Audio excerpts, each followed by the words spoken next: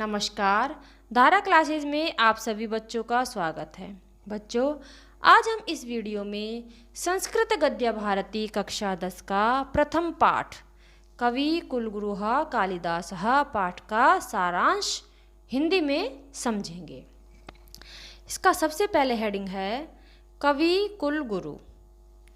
महाकवि कालिदास संस्कृत के कवियों में सर्वश्रेष्ठ हैं। उनकी कीर्ति कौमुदी विदेशों तक फैली है, यानी कि उनका यश चारों ओर फैला है, विदेशों तक फैला है। वे भारत के ही नहीं विश्व के श्रेष्ठ कवि हैं। इस महान कवि के कुल, काल एवं जन्म स्थान के विषय में अनेक मतभेद हैं। उन्होंने अपनी कृतियों में अर्थात उनकी अपनी रचनाओं में अपने जीवन के विषय में कहीं कुछ भी नहीं लिखा। फिर भी समीक्षकों ने कुछ साक्ष्यों के आधार पर उनका परिचय प्रस्तुत किया है। तो सबसे पहला हेडिंग है हमारा जन्म, समय एवं स्थान। कहा जाता है कि कालिदास विक्रमादित्य के सभा रत्न थे, किंतु विडंबना यह है कि कोई विद्वान इन्हें चंद्रगुप्त द्वितीय का समकालीन मानता है और कोई उज्जैन के राजा विक्रमादित्य का समकालीन मानता है। इस महान कवि को सभी अपने अपने देश में उत्पन्न हुआ सिद्ध करते हैं। कुछ विद्वान उन्हें कश्मीर और कुछ बंगाल प्रदेश में उत्पन्न हुआ मानते हैं। दूसरे आलोचक उन्हें उज्जैन में जन्म प्राप्त किया हुआ मानते हैं। कवि का उज्जैनी प्रेम भी इसी मत की पुष्टि करता है कि वे उज्जैन में उनका जन्म हुआ था। कुल कालिदास की कृतियों में वर्ण व्यवस्था के प्रतिपादन को देखकर वे ब्राह्मण कुलोत्पन्न मालूम पड़ते हैं। मतलब कि ऐसा लगता है उन्होंने जो कृतियाँ रचनाएं की थी तो उससे माना जाता है कि वे शायद ब्राह्मण कुल में उत्पन्न हुए थे। वे शिव उपासक थे, यानी कि शिव के उपासक थे और राम के प्रति उनकी भक्ति थी। अब आगे आएगा रचनाएं। उनकी रचनाएं कौन कौन सी थी? उन्होंने 7 रचनाएं की। इसमें कालिदास ने रघुवंशम और कुमार संभवम 2 महाकाव्य, मेघदूतम और ऋतुसंहार 2 गीति काव्य तथा मालविकाग्निमित्रम, विक्रमोर्वशीयम एवं अभिज्ञान शाकुंतलम 3 नाटक की रचना की। रघुवंशम में दिलीप से लेकर अग्निवर्ण तक इक्ष्वाकु वंशी राजाओं की उदारता का 19 सर्गों में वर्णन किया है। कुमार संभवम में स्वामी कार्तिकेय के जन्म का 18 सर्गों में वर्णन है।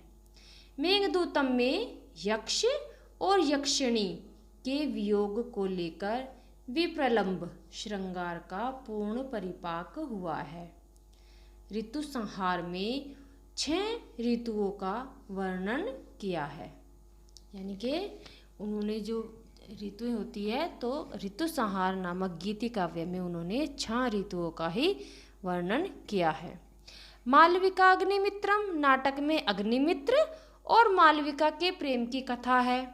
विक्रमोर्वशीयम नाटक में पुरुरवा और उर्वशी के प्रेम 5 अंकों में वर्णित है। अभिज्ञान शाकुंतलम कालिदास की सर्वश्रेष्ठ नाटक है। इसमें 7 अंकों में मेनका के द्वारा जन्म देकर परित्यक्त, पक्षियों द्वारा पोषित एवं कण्व महर्षि द्वारा पालित पुत्री शकुंतला के दुष्यंत के साथ विवाह की कथा है।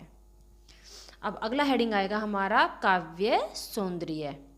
काव्य सौंदर्य में आएगा कि जो कालिदास जी ने रचनाएं लिखी थी उसमें उन्होंने किस प्रकार के काव्य का वर्णन किया है। देखिए, कालिदास ने अपनी रचनाओं में काव्योचित गुणों का समावेश करते हुए भारतीय जीवन पद्धति का सर्वांगीण चित्रण किया है। उनके काव्य में जड़ प्रकृति भी मानव की सहचरी के रूप में चित्रित की गई है। दिग्विजय के लिए प्रस्थान करते हुए रघु का वन के वृक्ष पुष्प वर्षा करके सम्मान करते हैं, ये प्राकृतिक चित्रण है। मेघदूतम में बाहरी और अंतः प्रकृति का मर्म स्पर्शी वर्णन है। कवि के विचार में मेघ जो बादल होते हैं, धूप, ज्योति, जलवायु का समूह ही नहीं, वह मानव के समान संवेदनशील प्राणी है। ऐसा कवि मानते हैं कि मेघ धूप, ज्योति और जलवायु का समूह ही नहीं है, बल्कि मानव के समान संवेदनशील प्राणी है। शकुंतला नाटक में, अभिज्ञान शाकुंतलम नाटक में वन के वृक्ष शकुंतला को आभूषण प्रदान करते हैं। हरिण शावक यानी कि हिरण का बच्चा उसका मार्ग रोककर अपना निश्चल प्रेम प्रकट करता है। कालिदास के काव्यों में उनका प्रधान रस कौन सा था, उनकी शैली कौन सी थी और उन्हें कौन सा अलंकार सबसे प्रिय था। कालिदास के काव्यों में प्रधान रस श्रृंगार है।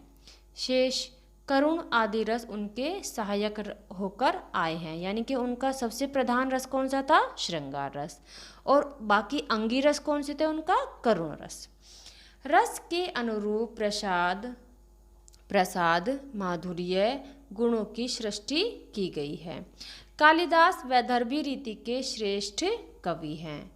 वे अलंकारों में विशेषकर उपमा के प्रयोग में सिद्धहस्त हैं, अर्थात उन्हें उपमा अलंकार सबसे अधिक प्रिय था।